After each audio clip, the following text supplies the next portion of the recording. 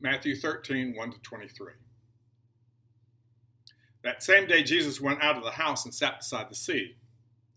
Such great crowds gathered that he got into a boat and sat there while the crowd stood on the beach. And he told them many things in parables, saying, "Listen, a sower went out to sow.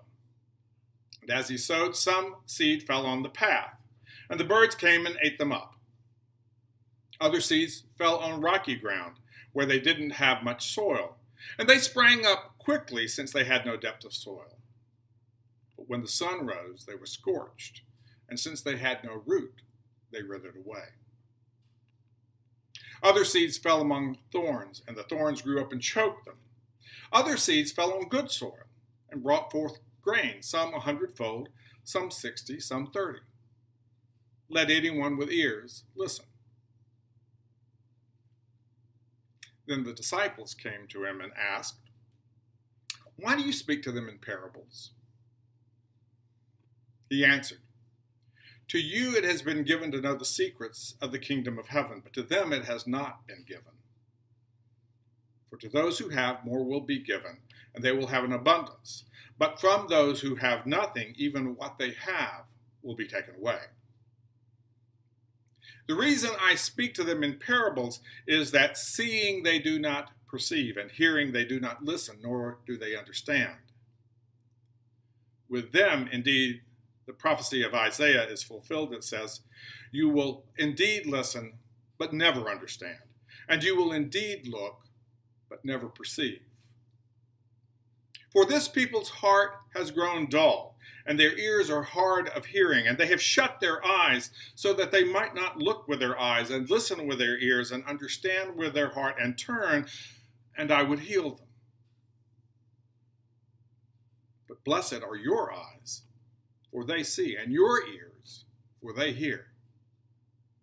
Truly I tell you, many prophets and righteous people longed to see what you see, but did not see it, and to hear what you hear, but did not hear it. Hear then the parable of the sower. When anyone hears the word of the kingdom and does not understand it, the evil one comes along and snatches away what is sown in the heart. This is what was sown on the path.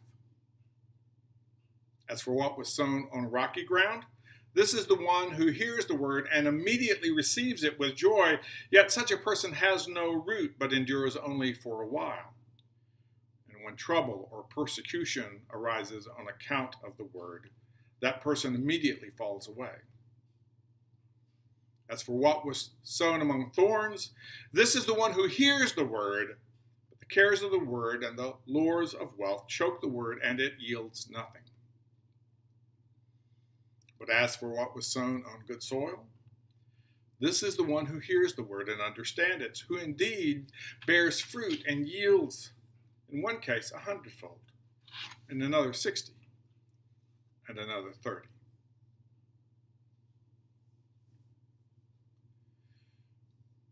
Many of you may remember the first time you heard someone issue you a warning about sowing wild oats. Probably around the time you were entering puberty. If you were a young woman, it was a warning to be careful about the advances of young men and to save yourself for marriage. Isn't that a quaint term these days? If you were a young man, it was a kind of wink and nod kind of warning, especially when it came from older boys or men. The implication was that, of course, you're going to sow a few wild oats before you settle down into marriage. Just make sure you don't get a girl in trouble. Yet another quaint term. While the parable of the sower in the New Testament doesn't have anything to do with sexual morality, the parallels between sowing our wild oats and sowing God's wild oats, it turns out, are fairly striking. But before we make this comparison, we need to come to terms with the ways that this parable is often misunderstood. Our first clue to this possible misunderstanding comes in the length and the detail into which all three synoptic gospels go to have Jesus explain every little detail of this parable. The truth is, though, That's not how Jesus rolls. Jesus' parables are more like Zen koans than they are like analogies. In most cases, he paints a narrative picture for people's imagination, and then he just leaves it hanging out there in front of them. Very rarely does Jesus explain parables. He expects you to make sense of them on your own, and often to make sense in life-altering ways. So anytime you see a parable in Scripture explained like this one is, it probably means that the original version of the parable was so odd, so strange, so challenging, that it made the early church anxious about its meaning. So to relieve that anxiety, the church added on secret revelations, usually only said to the disciples, that is, only to us. Once the church felt like they had figured out the secret code, which often had the effect of domesticating the parable, they could sigh a sigh of relief and go back to their everyday lives. It's sort of like how we Presbyterians face difficult issues. As long as we set up a committee or a task force to study them, we've done our job. Matthew himself gives us a hint that this parable may not lend itself to early interpretation. He tells us that Jesus is sitting on a boat just offshore. Because in Scripture, the sea often symbolizes that primordial chaos out of which the created order is structured, his opening sentence may be Matthew's way of hinting to us that Jesus is about to tell us a story that's going to rock our world. These two different points, the fact that Jesus usually doesn't explain parables and that Matthew puts up a sort of warning, chaos ahead sign, gives us a clue as to how we often miss the point of the parable. We get all focused on these 4 different types of soil and the results of seeding each of those soils. So much so that we miss what almost certainly was Jesus' original focus in the story, and that was on the sower, him or herself. So to recover maybe a deeper meaning of this parable, we need to quit focusing on the soils and instead look at the sower. After all, we like the way that the explanation about the different soils makes a lot of sense. Well-prepared, triple-dug, composted soil will always produce a better crop than the blackberry bramble or the asphalt road along the edge of the field. Parables, though, aren't meant to make that kind of sense. It's usually better if you focus on the part of the parable that doesn't make sense. Like this crazy sower that goes around the countryside just strewing seeds onto all kinds of soil. What's up with this guy? He sounds a little bit like the sower in the legend of Johnny Appleseed. The legend of Johnny Appleseed is also appealing for a number of reasons. He gives good gifts. After all, everybody loves apples. He gives the gift freely, without first checking to see if you're on Santa's naughty or nice list. And he has no expectation to receive anything in return for his gift. Apparently, it was just part of Johnny Appleseed's nature to give away apples. And his gift has far more impact than those individual tiny seeds he puts into the ground, because the legend hints that all of the apple trees in America come from this single rootstock. So, if Matthew really wanted to make an analogy, he would have done us a favor by, instead of focusing on the soils, drawing out the similarities between the sower and God. God gives good gifts. Just a couple of chapters earlier in Matthew, Jesus asked, if your child asks for a fish, who will give a snake? If you then know how to give good gifts to your children, how much more will God in heaven give good things to those who ask for them? God gives good gifts freely and lavishly without checking to see whether or not we've done anything to deserve them. This is the whole essence of the Reformed understanding of grace. Our wholeness, our salvation, the restoration of right relationship between us and God and between us and our neighbors is a gift freely given, one that we can't earn or deserve.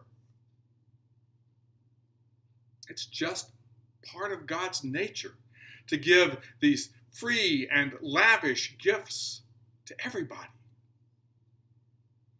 It's sometimes said that eternal dance of love that's always going on between the three members of the Trinity is so full of love, so full of joy, that it sort of spills over the edges of the Trinity into the universe to create the world and to bless it with wholeness and joy in return. And God's gift has a tremendous impact on that creation, on individuals' lives, in relationships between people, in flourishing communities, in the goodness of the whole created order. There's your analogy. There's your one-to-one correspondence. It has nothing to do with the soil. It has everything to do with God, the wildly joyous sower. God is the sower who sows wildly, expansively, freely. God's not at all concerned about the landscape she's walking through as she keeps pulling out handful after handful of seeds from her shoulder sack and flinging them as widely as possible. God casts seeds with abandon.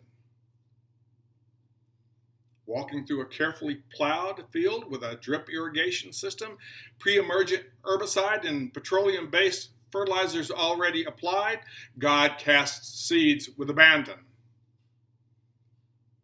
Walking through an alleyway filled with broken concrete, untamed blackberry brambles, and the garbage left behind by the homeless, casting seeds with the same wild abandon, and into every kind of soil in between. As their appropriate response to this free gift of God's grace, we are invited to become similarly lavish sowers of grace. We live in a political climate in which the discourse focuses far too often on the question of who deserves our help, whether it's help from the government or help from our churches or help from our own hand. When that miserly, restrictive tape begins to play inside of our head, we need to switch over to another channel and hear the challenge issued to us by Dorothy Day, the founder of the Catholic worker movement, when she says, "The gospel takes away our right forever to discriminate between the deserving and the undeserving poor." In particular, I'm drawn to the way that Representative John Lewis issues that call for us to embody God's grace in the world.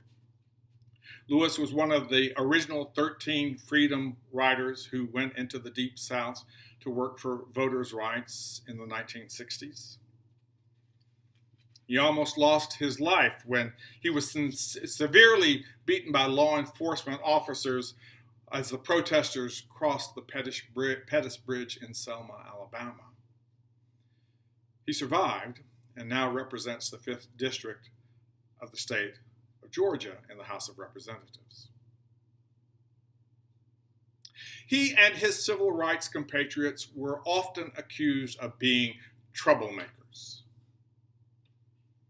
Well, he gladly took up that mantle. And he continues to talk about the necessity for good folk like you and me to get into what he calls good trouble for the sake of all of God's children. That's the hashtag he often uses when he's on Twitter. Hashtag good trouble. Whatever cause he's leading, whether it's to ensure that all of God's children have adequate health care, or fighting to prevent voter suppression in majority African American neighborhoods. He is always encouraging us, especially those of us who are the people of God, to keep getting into hashtag good trouble. Getting into good trouble. That sounds a lot like what Jesus did. Perhaps those of us who say we are his disciples ought to follow him down the hashtag good trouble road. Maybe we're called to put on sacks full of love and grace over our shoulders. Maybe we really are called to sow God's wild oats.